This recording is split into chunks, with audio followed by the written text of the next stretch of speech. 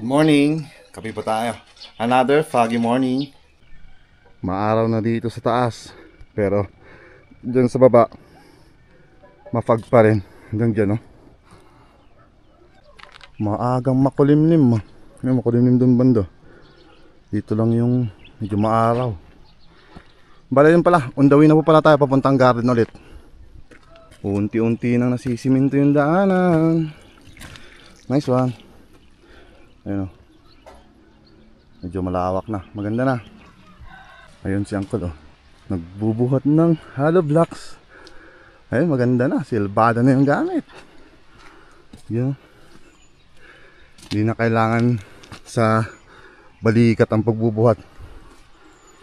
Tara, habulin nga natin si Uncle dun. Ginaabis mo, Uncle, ah. Ginaabis mo. Pigay, ipupuin mo ngayon sa Uncle. 12? Oh, yun. Isa gimata? Magamit tayo. Natin, ninaran ta.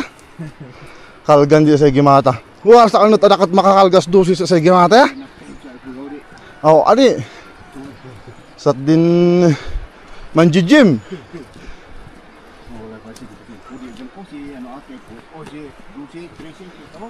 Ah, mabalin ni man. At least na adang bunagan. Ditultulak. Ultimo remedyo mo dito. Adi ultimo remedyo. Dagi jay. Metas pan exercise na yang Uncle abang nasapa pa lang. Ngayon kasi sa ano kung over exercise. Over exercise. Ay, ultimo remedyo. Pag magay kalsada. Oh, adi. Di ba mo ibayag mo adan to. Padakdakan na na. Ah, padakdakan na na. Kawan na itakot di amo. Hindi adi pag nito so ay. Mandan di tricycle adi din na. Oh, adi, mandan di tricycle nga talaga. Touchdown. Dito na tayo. Ay, yung parsley pala talaga natin. Wala pa rin tayong order. Paano na to? Maganda pa man din. Ganito talaga pag ganitong buwan, taghirap. Tapos ang bawa pa ng mga presyo ng gulay. Kaya yun, matumal ang order sa atin. Mahal lang ngayon, repolyo. Cabbage, mga kagarden ang mahal. Ano ba natin tong itak? Nagtabas muna ako dun sa may daanan. Yung muko, yung mga damo. I-check na natin ulit dito yung binhing patatas. Bali kahapon inayos ko to, nilagay ko sa crates. Kaya lang muna ta. Ayusin natin itong sa pinto. Oh, yun. Ayan. Na-crates na natin yung binhi. Check lang natin, baka mamaya binawasan ng kaibigan. Ayaw patanggal nitong basket, ah. Dito lang muna yan. Ah, yun. Wala naman kahit pa. Nag-uumpisa na po kasing tumubo ito. Ayan lang, hanap tayo ng medyo maganda-ganda yung tubo. Para maganda yung sample. Ayan na. Ayan na, kita nyo. Mayroon na siyang tubers. Yun. Pwede ito, yun din ito. Yan. Kaya nga nag-iisip ako kung saan natin itatanim ito. Ito pa yung iba. Oh. Sobrang makapal po kasi yung nilagay natin dito, mga nasa 5 patong. Kaya yun, tsaka yun, may mga bulok pa ako nakita kahapon. Kaya abuti na lang ganito ginawa ko, binawasan ko para naitapon. Yan po, sisitubuan na talaga. Pero pwede pa yan, naabot pa yan ng mga 1 buwan siguro bago natin tanim para sabay-sabay. Kasi yung iba, ayan, maliliit pa sobra. Tsaka yung iba nag-uumpisa pa lang. Yan, wala pa dito sa ano niya. Pero may sobrang liit. Yung tinatawag namin mukat. Sabagay pati yun, mukat yung tawag dun. Ganyan lang. Tsaka yung nilagay pala natin ditong ano, panglason, kinain. Bali yun lang yung nag-iisa na yun yung naiwan. Pag ganitong maulan, gustong gusto ng mga kaibigan dito pumwesto. Kaya at least naayos, tsaka na-sprayan ko na rin kahapon yan. Kasi konti lang naman yung ginawa natin kahapon eh. Ayun nga, katulad ng sinabi ko kanina mga kagarden, iniisip ko kung saan ko itatanim to. Kung doon banda sa taas na tinamnan natin ngayon ng patatas, yung may tanim tayong patatas, medyo parang ano na, medyo parang nagsisawa na yung lupa. Kaya balak ko dyan sa taas, yung sa bundok, yung sa paghaharbisan natin ng ano, yung naumpisan pala nating pinagharbisan ng patatas kasi hindi pa namin itutuloy eh. Sa ano kasi yun, may 2 terrace pa yun. So yun iniisip ko, kung doon ko itatanim, kailangan ko ng isprehan ng pangdamo. Bali ito na eh, at least may ano tayo dito. Ayan, may bio 480 tayong konti lang, pero pwede siguro to kasi yung 2 terrace lang naman yung may sprayan doon. Kasi iniisip ko kung spray or grass cutter. Pag grass cutter kasi, oo, mapuputol natin, hindi mag-acidic yung lupa. Kaso nga lang tutubo ulit eh, matagal pa to, mga siguro June natin may tatanim to. So mas maganda atang yun na lang, mag-spray na lang po tayo ng pangdamo para malinis-linis, para kahit istakin natin ng 1 buwan mahigit eh, ayun, mag-expose din yung ating in-spray. Bawi na lang tayo sa ano, sa pataba, sa chicken dung kung sakali man. Yun, ito lang bibit-bitin ko, tas yung sprayer, yun na lang gagawin natin pala sa araw na to. So for today's video, mag-i-spray po tayo ng pangdamo sa tatamnan natin dun sa taas. Kasi yun, kailangan natin i-prepare din eh, mas lalo na ngayon. At ganito, mabababa ang gulay. Anong connect? Siyempre connected pa rin yan mga kagarden, kasi gulay din yung tinatanim natin. Yun nga, magbabaka sakali na lang tayo, pero mas maganda may tanim tayo para kung saling biglang nagmahal, may asahan tayong harvestin, di ba? Tama po ba ako mga kagarden? Dapat ganun ang mindset. So kahit ngayon mababang patatas, magtanim pa rin po tayo. Basta importante may tatanim tayo. Tsaka may pangkapital. Pero ako, bahala na dun yung pangkapital. Mangutang na lang mga kagarden. Real talk to mga kagarden. Kasi yun nga, wala tayong pagkukuhanan eh. Ang parsley, mababa. Tsaka ito pa, matumal ang order. Di tayo basta-basta makaka-harvest. Walang pumapasok na income. Tsaka yung spinach pa natin, di pa masyadong malalaki. Yung coriander natin, mababa din. Pero, di bali na. Mas importante, mabenta. Yun naman yung iniisip ko. So, yun muna. Basta, yun nga, yung laging sinasabi, mga kagarden, na tanim lang tayo ng tanim. Bahala na doon, may awang Panginoon. Ayun. Tama na yung sat-sat. At mag-umpisa na rin tayong trabaho. Prepare lang ako. Ayusin natin yan. Taakyat na tayo doon sa taas. Ito yung gagamitin natin. Bali, hugasan na lang mabuti mamaya. Sakto din lang kasi kailangan mahugasan ng mabuti ito kasi na ano na babaraduhan na yung sa ilalim. Ganyan lang muna yung gagawin natin. Kunin natin to. Ikat na tayo sa taas. Bundok na naman tayo. May nag-aayos ng host dito. Buti na lang nakapag-ayos tayo kahapon. Yung iba ngayon pala mag-aayos ng kanilang mga hose. Masukal na talaga pati dito sa may daanan. Tignan nga natin kung may sumubra dito. Sprayan din natin to para malinis. Hinihingal na ako ah. Ang ganda ng pananim nila dyan oh. Repolyo, carrot. Pero mas matutuwa yung may repolyo. Mahal ng repolyo. Nandito na tayo sa may budi-bodega. Pahinga lang unti. I-check ko yung hinarvest nating patatas. Baka mamaya binawasan. Or baka nasan green. Hindi natin alam. Puros baka na lang.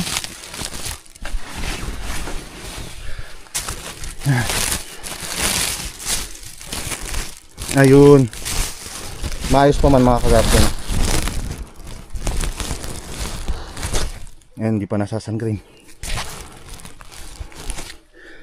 pang french fries. Okay din. Balik natin. Tapan natin ng mabuti ulit. Tumpak dito. Yung pagkalagay niya dito. Walang ma-direct sunlight. Kasi yun nga. Mag-green yan. Hindi na may bebenta. Ayan, ang takip. Doble natin kung saan. Para mas maayos yung pagka ayos ng lasa. Ayan. Ay, pwede na yan. Ket ulit tayo. Kunti lang naman eh. Kunting hakbang na lang. Ayan o. Diyan lang tayo. Oops. Mamaya mahulog pa yun. Spray natin. Yan. Ay. Maaga yung ulan. Ano pa lang ngayon? Abril pa lang. Lapit na magkatapusan. Pamayo. Nag-uulan na. Kaya sakto lang. Prepare lang natin to. Ganun lang. Ito yung magagamit. Gamitin natin. Yung parsley namin dito. Hindi pa nakukuha. Ito yung tatanim natin sa ginras cutter ko noon dyan sa baba. Dyan yan. May tatanim. Ito yung isprayan natin eh. Yun, sus, masukal. Yung dalawang terrace lang naman ito. Sa taas. Saka ito. Tubig. Kahit pa paano meron. May magagamit. Di ba kahit itim-itim yan. Ayos muna tayo no. Paglalatagan natin dito. Ayan. Tagal na rin hindi na trabaho to eh. Pahinga muna konti mga ka-garden. Papapogi muna ako dito.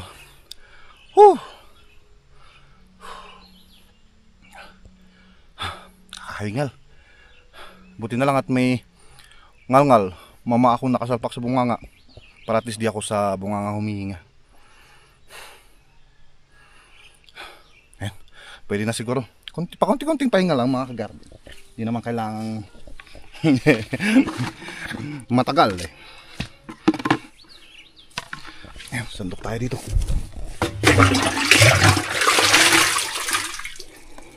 Ayan. Hindi ko pa binuksan to para diretso na sana. Refill tayo.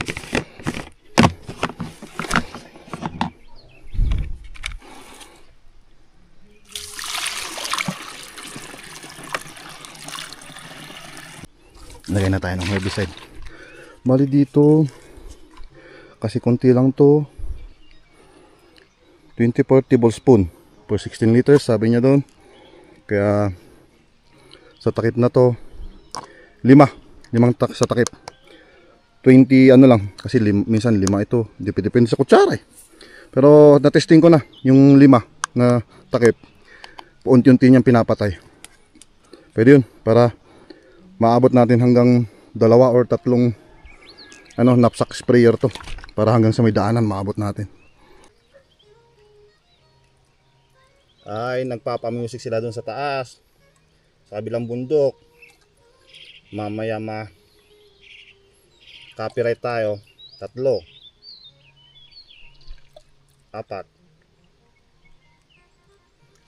5. Wala, hanggang pang 2 lang halo. Pang 2 knapsack lang to. Okay lang, tipid-tipid eh. Halo-halo na naman. Ay, umpisa tayo dito sa taas. Sabayan natin habang humihinto yung kanilang music doon sa taas, para hindi tayo makopyright. Ayun na naman oh. Pa-music na naman sila. Kailangan natin dito. Sus, sobrang sukal. Uy, lakas na music talaga nila. Lagpas tao yung damo. Oh, di ba? Hindi tayo makalusot ba?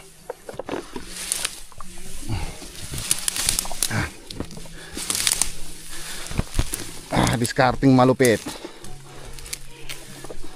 Sugod, di bali ng malagyan tayo ng mga dikit-dikit na ano, damo.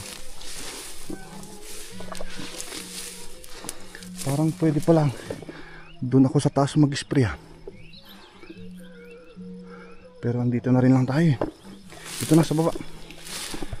Gawa natin ang daanan para magmukhang garden. Sabayan natin yung kanta, kailangan ko magsalita. Ayun, dito hindi masyado masukal. Nice one. Ayun, hanggang yan siya. Ay, sa may bungad lang pala yung masukal. Dito hindi masyado. Ayun, tinraktor ko kahapon. Tatanim na si mama. Yung nakita nyo yung nakapula dun sa baba. Kita ba mga kagarden? Yun, si mama yun, tatanim.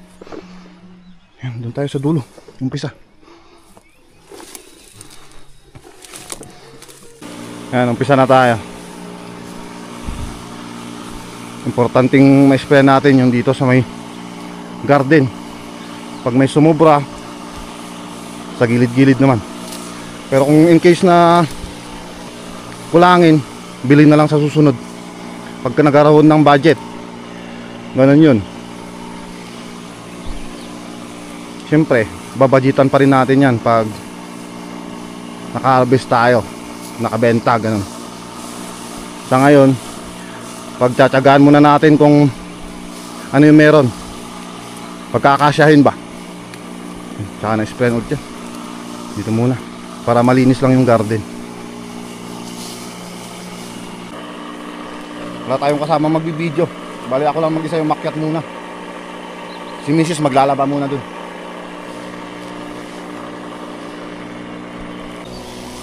Ayun, malapit na tayo sa bungad. Ito na yung lagpas tao na damo. Yeah.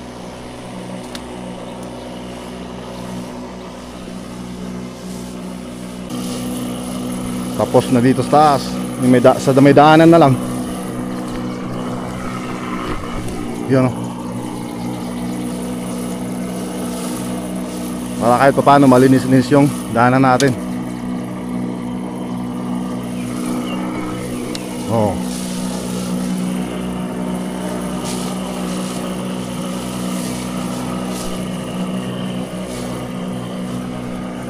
Kaya naman tayo dadaan dito.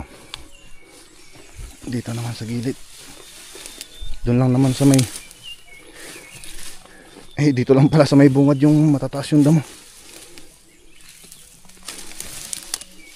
Dahan-dahan lang tayo, baka mamaya biglang may snake, ahas. Oh. Yan. Ate. This lusot. Oh, pakatin ng pantalong ko dami.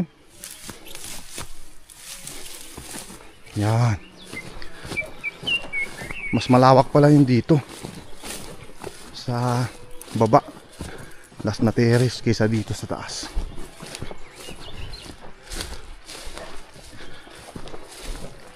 Parang kakasya talaga yung dalawang knapsack natin dito. Ano, lawak no. Umpisa ulit tayo. Pinuhin nga muna natin.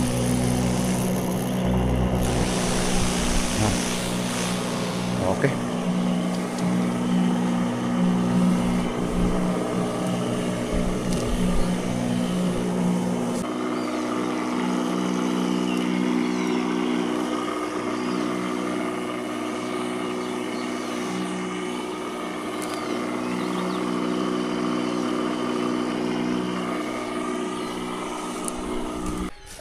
Timpla ulit tayo. Naubos na yung unang timpla. Buhusan natin lahat yan. Swak. Saka lagyan natin ng konting tubig yan. Sayang din yan.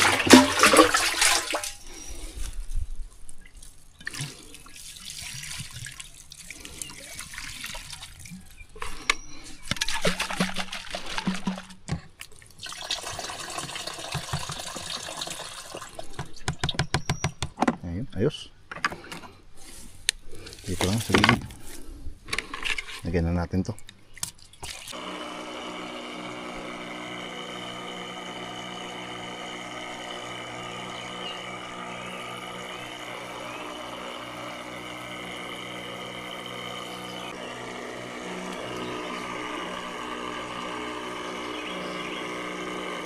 Kami pa yung niiwan sa pangalawang timpla natin. Bali tapos na mga kagarden. Akitan nga muna natin yung patatas natin sa taas na yan. Kung kumusta na. Baka mamaya nagsilabasan. Ayan, tas yung binhi natin dito. Baka mamaya sus. Niluto ng init ba? Ayun. Kailangan linisan ulit to. Kinain ng init dito, dumikit sa sa plastic.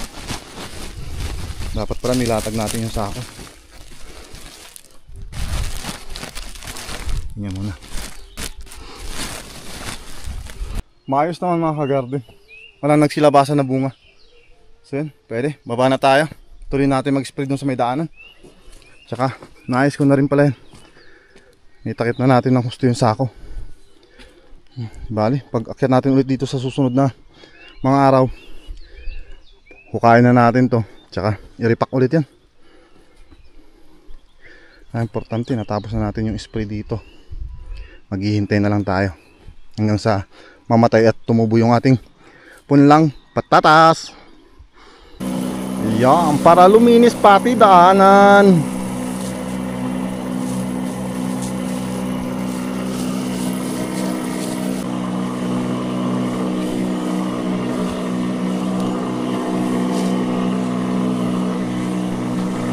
Malala dito, daming tusok-tusok oh.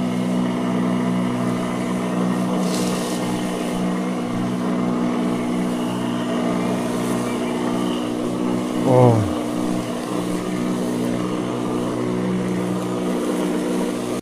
Ayun, tapos na at hugasan natin to bago natin gamitin sa ibang pananim. Kailangan gano'n mga kagarden, pag ginamit nyo pang spray sa damo, herbicide, hugasan nyo para magamit ulit sa ibang pananim. Yun muna yung video natin sa araw na to. So maraming salamat sa pagsama sa akin sa aking trabaho. Thank you na marami. Mag-ingat po kayo palagi and God bless. Bye bye.